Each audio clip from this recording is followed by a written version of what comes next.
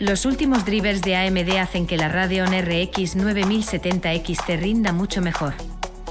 En el caso de que tengas intención de comprarte una nueva tarjeta gráfica, te habrás dado cuenta de que en las tiendas no se encuentran muchas gráficas de pasadas generaciones. Si tenías intención de ahorrar comprando una RTX 30/RTX 40, probablemente no te valga la pena viendo el precio y el stock que hay. En el caso de AMD, las RX 7000 siguen estando disponibles en gran parte y las RX 9000 más de lo mismo. La RX 9070 XT se ha convertido en la tarjeta gráfica más popular de la historia de Radeon y con los últimos drivers es aún mejor, pues mejora en hasta un 27% respecto a los drivers de lanzamiento. La Radeon RX 9070 XT salió junto a la RX 9070 en marzo de 2025, más de un mes después que las primeras RTX 50. Todos creíamos que el hecho de que AMD no presentara estas gráficas durante el CES 2025 y el retraso que tuvo en su lanzamiento se debían a que no sabía qué hacer contra Nvidia. Se rumoreaba que AMD se había echado atrás y no podía hacer nada al respecto, pero nada más lejos de la realidad. Lo cierto es que AMD sorprendió con sus RX 9070 XT y RX 9070, sobre todo con la primera. AMD RX 9070 XT Drivers Adrenaline 25.6.3 vs Stock FPS, más 27% en Spider-Man Remastered, más 23% en CS2 y más 18% en Hogwarts Legacy. La RX 9070 XT costaba solo $50 más de MSRP respecto a la versión sin XT y ofrecía un rendimiento entre un 15 a un 20% superior. Esto ya de por sí la convirtió en una de las mejores gráficas rendimiento/precio y más en la situación actual.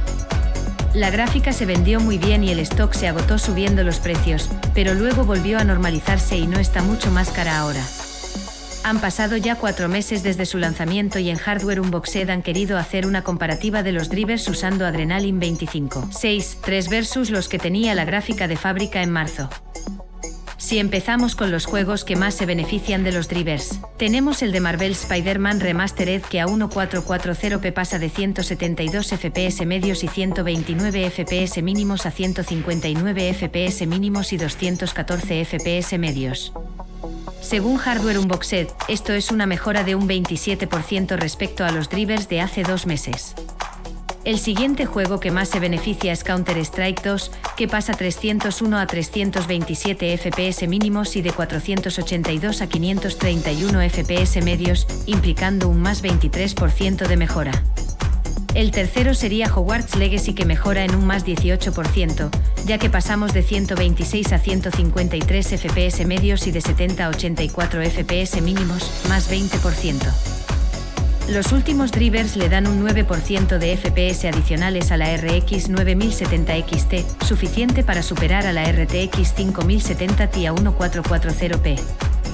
Después de Hogwarts Legacy, Delta Force y Call of Duty Black Ops 6 mejoran ambos en un 14% con estos últimos drivers en la RX 9070 XT. En el caso de ST, ALK, R2 tenemos un cambio de más 12% más FPS y tanto en Warhammer 40.000, Space Marine 2 como en God of War Ragnarok logramos un 10% de FPS adicionales. De media entre los 16 juegos probados se ha logrado un 9% más de FPS con estos drivers a resolución 1440p. Varios de estos juegos como The Last of Us Part y Star Wars Jedi, Survivor, Dying Light 2 o Dragon Age, The Veilguard no lograron una mejora. A pesar de ello, ese 9% es muy superior al 2,5% que ganó la RTX 5070 Ti si comparamos los drivers actuales con los que tuvo en su lanzamiento. De hecho, AMD puede celebrar que ahora su RX 9070 XT es un 3% más rápida tanto en FPS mínimos como en FPS medios comparada a la RTX 5070 Ti a 1440p. Saludos.